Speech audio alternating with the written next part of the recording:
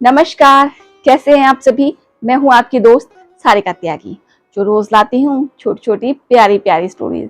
वो स्टोरी जो मुझे मेरी दादी नानी सुनाती थी और मैं आप सभी को सुनाती हूँ। वो स्टोरी जिनसे मुझे बहुत कुछ सीखने को मिलता था और मजा भी बहुत आता था। जैसा कि आप सभी जानते हैं, आज संडे है और संडे को मैं एक स्पेशल स्टोरी लाती हूँ, स्पेशल वीडियो लाती हूँ उनके लिए जो हमारे लिए और आपके लिए बहुत स्पेशल हैं, जिन्होंने हमारे लिए और हमारे देश के लिए बहुत कुछ किया, जिनके बारे में हमारी आने वाली पीढ़ी और अब की पीढ़ी भी जानने के लिए जरूरी है कि उन्होंने क्या क्या किया, उनके क्या क्या गुण थे, क्योंकि उनके गुण अब की पीढ़ी में थोड़े कम होते जा रहे हैं। उनके पता ही नहीं है कि उनके पूर्वज किस तरह के थे, उनके पूर्वजों ने किस तरह के कार्य किए। हमारी तकनीक ऊंचाइयों पर जा रही है, पर अपनी जड़ें भूलनी नहीं चाहिए कि उन्होंने हमें इस ऊंचाई तक पहुंचाने के लिए बहुत कुछ किया। वो अपने आत्मसम्मान के लिए और अपनी देश के लिए लड़ते रहे थे। उन्हें याद करना जरूरी है। क्यों? क्योंकि हमारे जो भविष्य है वो क्या जानेगा कि उनका भूतकाल किस तरह का था, है ना। जब हमें पता चलता है कि हमारे पूर्वज इस तरह के बलशाली, बलिदानी और वीर योद्धा थे, तो मन में एक जोश आता है। नहीं तो हमेशा अपनी लोग जिंदगी जीते रहते हैं, उनकी जिंदगी जाए जा रही है, उन्हें पता ही नहीं है। उन्हें जब पता चलता है कि उनके जो पूर्वज थे वो कितने बड़े योद्धा थे, कितने बड़े बलिदानी थे। आप पिक्चरें देखते हैं, मूवीज देखते हैं, उन्हें देख के जोश में आते हैं। उनसे क्या थोड़ी देर के लिए जोश है, वो फिर खत्म है। पर जब हमें पता चलता है कि सच्चे हीरो और सच्चे योद्धा तो हमारे रियल लाइफ में भी थे, जिन्होंने बहुत कुछ किया। ये तो सिर्फ उनकी एक कहानी बताने के लिए नाटक कर रहे हैं, वो असलियत में नहीं है, है ना। असलियत में अभी भी हैं, पर वो कम ही हैं, 2-4 ही हैं। हम अपनी इंडियन आर्मी को नहीं भूल सकते, उसमें तो हर एक इंसान हीरो के ही रूप में है। उन्हें छोड़कर हम किन्हें बोल सकते हैं कि वो हीरो हैं, है ना। आप जैसा जानते हैं कि मेरी पहले की जो 2 वीडियोस थी, फादर्स डे की वीडियो को छोड़कर 2 वीडियो हमारी योद्धाओं के लिए थी, हमारे राजाओं के लिए थी, हमारे जो वो योद्धा, वो राजा जिन्होंने कितने ही युद्ध लड़े, किस लिए लड़े, आप लोग समझ सकते हैं। उन्होंने सिर्फ अपने युद्ध इसलिए नहीं लड़े कि उन्हें अपना राज्य बढ़ाना था, नहीं, उन्होंने युद्ध लड़े अपने सम्मान के लिए, आत्मसम्मान के लिए। उन्हें पता था। आप लोग उनकी पीड़ा भी नहीं समझ सकते। अब आप ही सोचिए कि आप जिस घर में रह रहे हैं उसमें दूसरे मोहल्ले से भी या दूसरे शहर से भी कोई इंसान आके आपके घर पे डेरा जमा ले, आपकी बहू बेटियों को प्रताड़ित करे, आपके जितने भी घर में चीजें हैं उनको यूज करे और आपको अपमानित करे, नहीं ना। अभी ये सोचो कि आपके धर्म पर भी वो चोट करे, नहीं सहन कर सकते, इसलिए उन्हें लड़ना था और वो लड़े। मुझे बहुत खेद होता है कि अब तक हमारे पाठ्यक्रमों में इस तरह की सूचनाएं या इस तरह की बातें नहीं बताई जाती हैं, सिर्फ बताई जाती हैं मुगल शासन की। मैं उन्हें सही मैं गलत नहीं कह सकती, सही या गलत वो उनका विचार है जिनको वो पूछते हैं। पर मैं ये मानती हूँ कि जो हमारे राजा थे, जो हमारे अपने थे, उनका क्या, उनको अगर हमारी पीढ़ियां नहीं जानेगी तो उनके विचार कैसे समझेंगी, कैसे?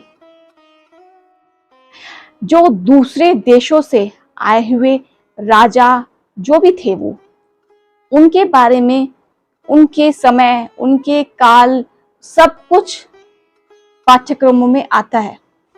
पर जो हमारे राजा थे, इतने वीर योद्धा थे, उनके बारे में कोई जानता ही नहीं है।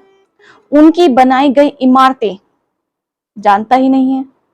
जाके देखिए कितने अच्छे अच्छे उन्होंने चीजें बनाई थी, कितनी अच्छी इमारतें और भी बहुत कुछ।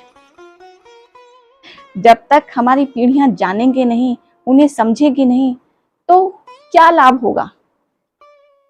बस वही सीखेगी कि लूटना और मजे करना, है ना।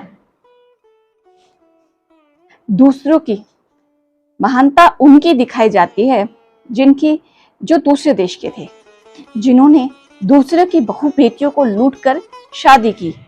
उनके प्रेम की प्रशंसा की जाती है, उनके दान की प्रशंसा की जाती है, जिन्होंने दूसरे का धन लूटकर दान में दे दिया।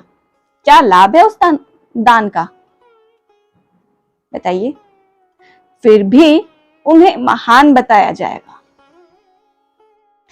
और हमारी पीढ़ी या आगे आने वाली पीढ़ी को ये पता ही नहीं होगा कि हमारे जो राजा थे, जो शूरवीर थे, उनकी प्रेम कहानियां नहीं पता, उनकी वीरता नहीं पता, उनकी जो दानशीलता थी नहीं पता, उनके जो धर्म के प्रति अपनी निष्ठा थी नहीं पता, उनकी ईमानदारी नहीं पता। वो लोग इतने भी ईमानदार थे कि जो दूसरों की बहु बेटियां थीं, उनका सम्मान करते थे, उनका अपमान कभी भी नहीं किया। तो मैं चाहती हूं हमारी पीढ़ियां और आने वाली पीढ़ियां इन बातों को जाने और उनको उचित प्रकार से सम्मान दे। ये सिर्फ कहानियां ही नहीं है, ये एक जीवन है। हम उन्हें कहानियों के रूप में आपके सामने प्रस्तुत कर रहे हैं, जिससे आप उन्हें समझ सकें। क्योंकि वैसे ही हम कुछ भी बताएं, लोग नहीं समझ पाएंगे। तो हमारे लिए सिर्फ ये कहानी नहीं, ये एक योद्धा की जीवनी है। तो आइए सुनते हैं हमारी महाराणा प्रताप सिंह जी की जीवनी। महाराणा प्रताप का जन्म 9 मई 1540 ईस्वी को राजस्थान के कुंभलगढ़ दुर्ग में हुआ था। उनके पिता महाराणा उदय सिंह और माता जीवंत कंवर या जयवंत कंवर थी। वे राणा सांगा के पौत्र थे। महाराणा प्रताप को बचपन में सभी कीका नाम लेकर पुकारा करते थे। राजपूताना राज्यों में मेवाड़ का अपना एक विशिष्ट स्थान है, जिसमें इतिहास के गौरव बापा रावल, खुमान प्रथम, महाराणा हमीर, महाराणा कुंभा, महाराणा सांगा, उदय सिंह और वीर शिरोमणि महाराणा प्रताप ने जन्म लिया है। महाराणा प्रताप उदयपुर मेवाड़ में सिसोदिया राजवंश के राजा थे। उनके कुल देवता एकलिंग महादेव हैं। मेवाड़ के राणाओं के आराध्य देव एकलिंग महादेव का मेवाड़ के इतिहास में बहुत महत्व है। एकलिंग महादेव का मंदिर उदयपुर में स्थित है। मेवाड़ के संस्थापक बापा रावल ने 8वीं शताब्दी में इस मंदिर का निर्माण करवाया था और एकलिंग की मूर्ति की स्थापना की थी। प्रताप के काल में दिल्ली में मुगल सम्राट अकबर का शासन था, जो भारत के सभी राजाओं महाराजाओं को अपने अधीन कर मुगल साम्राज्य की स्थापना कर इस्लामिक परचम को पूरे हिंदुस्तान में फहराना चाहता था। 30 वर्षों के लगातार प्रयास के बावजूद महाराणा प्रताप ने अकबर की अधीनता स्वीकार नहीं की, जिसकी आस लिए वह इस दुनिया से चला गया। महाराणा प्रताप ने भगवान एकलिंग जी की कसम खाकर प्रतिज्ञा ली थी कि जिंदगी भर उनके मुख से अकबर के लिए सिर्फ तुर्क ही निकलेगा और वे कभी अकबर को अपना बादशाह नहीं मानेंगे।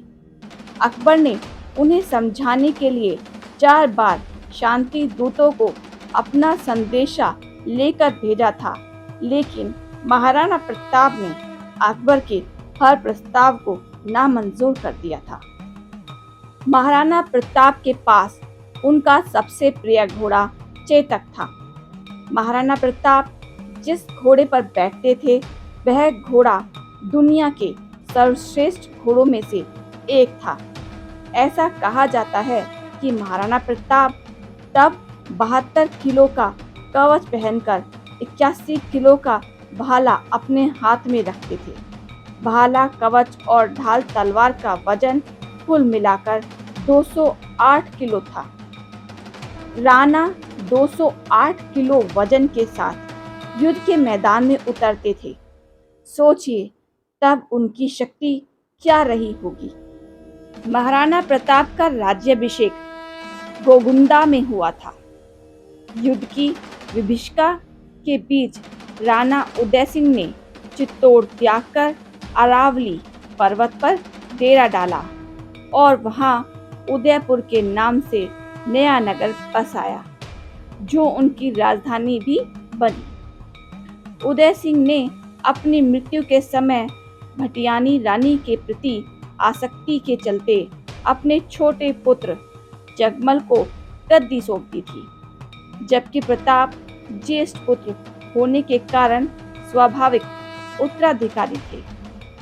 उदय सिंह के फैसले का उस समय सरदारों और जागीरदारों ने भी विरोध किया था। दूसरी ओर मेवाड़ की प्रजा भी महाराणा प्रताप से लगाव रखती थी। जगमल को गद्दी मिलने पर जनता में विरोध और निराशा उत्पन्न हुई। इसके चलते राजपूत सरदारों ने मिलकर विक्रम संवत 1628 फागुन शुक्ल 15 अर्थात 1 मार्च 1576 को महाराणा प्रताप को मेवाड़ की गद्दी पर बैठाया। इस घटना से जगमल उनका शत्रु बन गया और अकबर से जा मिला। महाराणा के मेवाड़ की राजधानी उदयपुर थी। उन्होंने 1568 से 1597 ईस्वी तक शासन किया। उदयपुर पर यवन तुर्क आसानी से आक्रमण कर सकते हैं, ऐसा विचार कर तथा सामंतों की सलाह से प्रताप ने उदयपुर छोड़कर कुंभलगढ़ और गोगुंदा के पहाड़ी इलाकों को अपना केंद्र बनाया। जगमल नाराज होकर बादशाह अकबर के पास चला गया और बादशाह ने उसको जहाजपुर का इलाका जागीर में प्रदान कर अपने पक्ष में कर लिया। इसके पश्चात बादशाह ने जगमल को सिरोही राज्य का आधा राज्य प्रदान कर दिया। इस कारण जगमल की सिरोही के राजा सुल्तान देवड़ा से दुश्मनी हो गई और अंत में 1583 में हुए युद्ध में जगमल मारा गया। जिस समय महाराणा प्रताप सिंह ने मेवाड़ की गद्दी संभाली, उस समय राजपूताना बेहद नाजुक दौर से गुजर रहा था। बादशाह अकबर की क्रूरता के आगे राजपूताने कई राजाओं ने अपने सिर झुका लिए थे। कई वीर प्रतापी राजवंशों के उत्तराधिकारियों ने अपनी कुल मर्यादा का सम्मान भुलाकर मुगलिया वंश के वैवाहिक संबंध स्थापित कर लिए थे। कुछ स्वाभिमानी राजघरानों के साथ ही महाराणा प्रताप भी अपने पूर्वजों की मर्यादा की रक्षा हेतु अटल थे और इसलिए तुर्क बादशाह अकबर की आंखों में वे सदैव खटका करते थे। मेवाड़ को जीतने के लिए अकबर ने कई प्रयास किए। अजमेर को अपना केंद्र बनाकर अकबर ने प्रताप के विरुद्ध सैनिक अभियान शुरू कर दिया। महाराणा प्रताप ने कई वर्षों तक मुगलों के सम्राट अकबर की सेना के साथ संघर्ष किया। प्रताप की वीरता ऐसी थी कि उनके दुश्मन भी उनके युद्ध कौशल के कायल थे। उदारता ऐसी कि दूसरों की पकड़ी गई मुगल बेगमों को सम्मानपूर्वक उनके पास वापस भेज दिया था। अपनी विशाल मुगलिया सेना, बेमिसाल बारूद खाने, युद्ध की नवीन पद्धतियों के जानकारों से युक्त सलाहकारों, गुप्तचरों की लंबी फहरिस्त, चालबाजी के उपरांत भी जब अकबर महाराणा प्रताप को झुकाने में असफल रहा तो उसने आमेर के महाराजा भगवान दास के भतीजे मान सिंह, जिसकी बुआ जोधाबाई अकबर जैसे विदेशी से बिहाई गई थी, को विशाल सेना के डुंगरूपुर और उदयपुर के शासकों को अधीनता स्वीकार करने हेतु विवश करने के लक्ष्य के साथ भेजा। मानसिंह की सेना के समक्ष डुंगरूपुर राज्य अधिक विरोध नहीं कर सका। उसके बाद मानसिंह महाराणा प्रताप को समझाने हेतु उदयपुर पहुंचे। मानसिंह ने उन्हें अकबर की अधीनता स्वीकार करने की सलाह दी, लेकिन प्रताप ने दृढ़तापूर्वक अपनी स्वाधीनता बनाए रखने की घोषणा की और युद्ध में सामना करने की घोषणा भी कर दी। मानसिंह के उदयपुर से खाली हाथ आ जाने को बादशाह ने करारी हार के रूप में लिया तथा अपनी विशाल मुगलिया सेना को मानसिंह और आसफ खां के नेतृत्व में मेवाड़ पर आक्रमण करने के लिए भेज दिया। आखिरकार 30 मई सन 1576 बुधवार के दिन प्रातःकाल में हल्दी घाटी के मैदान में भयंकर युद्ध छिड़ गया। मुगलों की विशाल सेना टिड्डी दल की तरह मेवाड़ भूमि की ओर उमड़ पड़ी। उसमें मुगल, राजपूत और पठान योद्धाओं के साथ जबरदस्त तोपखाना भी थे। अकबर के प्रसिद्ध सेनापति महावंत खां, आसफ खां, मानसिंह के साथ शहजादा सलीम भी उस मुगल वाहिनी का संचालन कर रहे थे, जिसकी संख्या इतिहासकार 80,000 से 1 लाख तक बताते हैं। इस युद्ध में प्रताप ने अभूतपूर्व वीरता और साहस से मुगल सेना के दांत खट्टे कर दिए और अकबर की सैनिकों को मौत के घाट उतार दिया। विकट परिस्थिति में झाला सरदार मानसिंह ने उनका मुकुट और छत्र अपने सिर पर धारण कर लिया। मुगलों ने उसे प्रताप समझ लिया और वे उसके पीछे दौड़ पड़े। इस प्रकार उन्होंने राणा को युद्ध क्षेत्र से निकल जाने का अवसर प्रदान किया। इस असफलता के कारण अकबर को बहुत गुस्सा आया।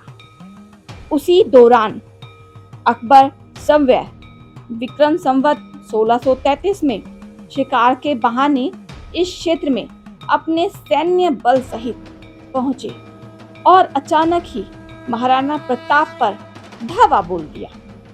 प्रताप ने तत्कालीन स्थितियों और सीमित संसाधनों को समझकर सभ्य को पहाड़ी क्षेत्रों में स्थापित किया और लघु तथा छापामार युद्ध प्रणाली के माध्यम से शत्रु सेना को हतोत्साहित कर दिया।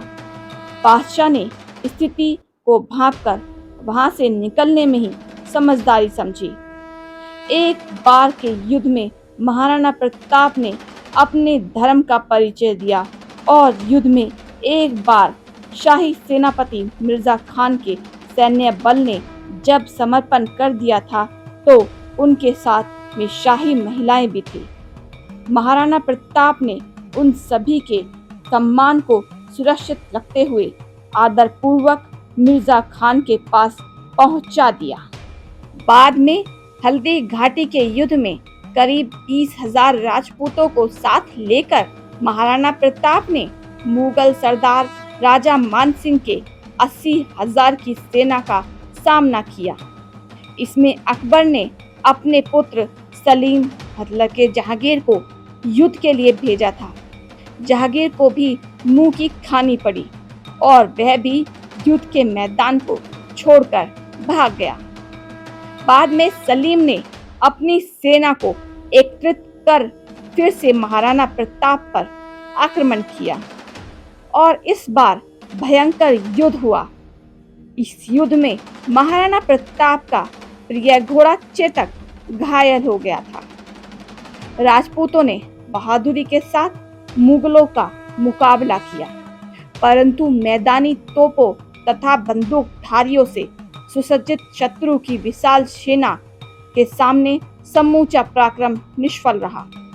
युद्ध भूमि पर उपस्थित 22,000 राजपूत सैनिकों में से केवल 8,000 जीवित सैनिक युद्ध भूमि से किसी प्रकार बचकर निकल पाए।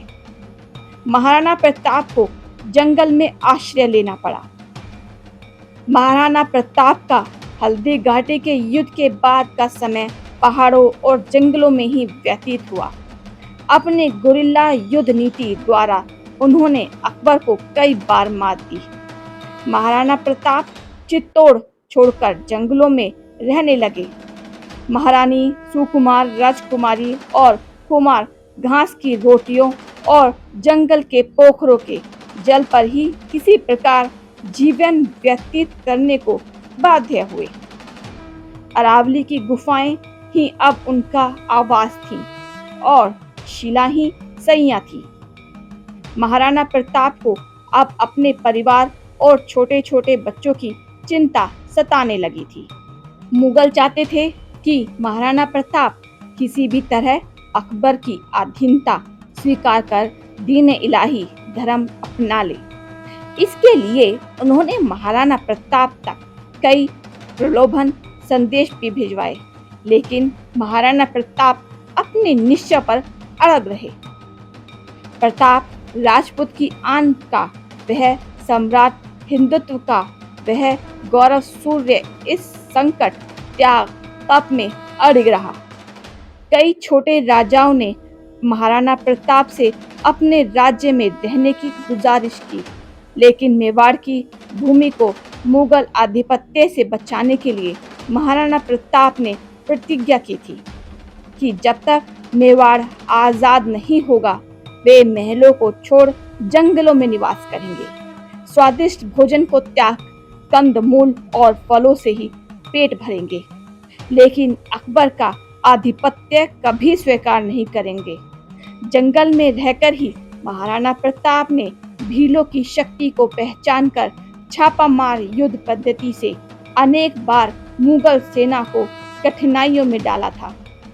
प्रताप साधन सीमित होने पर भी दुश्मन के सामने सिर नहीं झुकाया। बाद में मेवाड़ के गौरव भामाशाह ने महाराणा के चरणों में अपनी समस्त संपत्ति रख दी। भामाशाह ने 20 लाख अशरफियों और 25 लाख रुपए महाराणा को भेंट में दिए। महाराणा इस प्रचुर संपत्ति से पुनः सैन्य संगठन में लग गए। इस अनुपम सहायता से प्रोत्साहित होकर महाराणा ने अपने सैन्य बल का पुनर्गठन किया तथा उनकी सेना में नवजीवन का संचार हुआ। महाराणा ने पुनः कुंभलगढ़ पर अपना कब्जा स्थापित करते हुए शाही फौजों द्वारा स्थापित थानों और ठिकानों पर अपना आक्रमण जारी रखा। मुगल बादशाह अकबर ने विक्रम संवत 1635 में एक और विशाल सेना शाहबाज खान के नेतृत्व में मेवाड़ भेजी। इस विशाल सेना ने कुछ स्थानीय मदद के आधार पर वैशाख कृष्ण 12 को कुंभलगढ़ और केलवाड़ा पर कब्जा कर लिया तथा गोगुंडा और उदयपुर क्षेत्र में लूटपाट की। ऐसे में महाराणा प्रताप ने विशाल सेना का मुकाबला जारी रखते हुए अंत में पहाड़ी क्षेत्रों में पनाह लेकर सभ्य को सुरक्षित रखा और चावंड पर पुनः कब्जा किया। शहबाज खान आखिरकार खाली हाथ पुनः पंजाब में अकबर के पास पहुंच गया। चित्तौड़ को छोड़कर महाराणा ने अपने समस्त दुर्गों का शत्रु से पूर्ण उद्धार कर लिया। उदयपुर को उन्होंने अपनी राजधानी बनाई। विचलित मुगलिया सेना के घटते प्रभाव और अपनी आत्मशक्ति के बोते महाराणा ने चित्तौड़गढ़ व मांडलगढ़ के अलावा संपूर्ण मेवाड़ पर अपना राज्य पुनः स्थापित कर लिया। इसके बाद मुगलों ने कई बार महाराणा प्रताप को चुनौती दी, लेकिन मुगलों को मुंह की खानी पड़ी।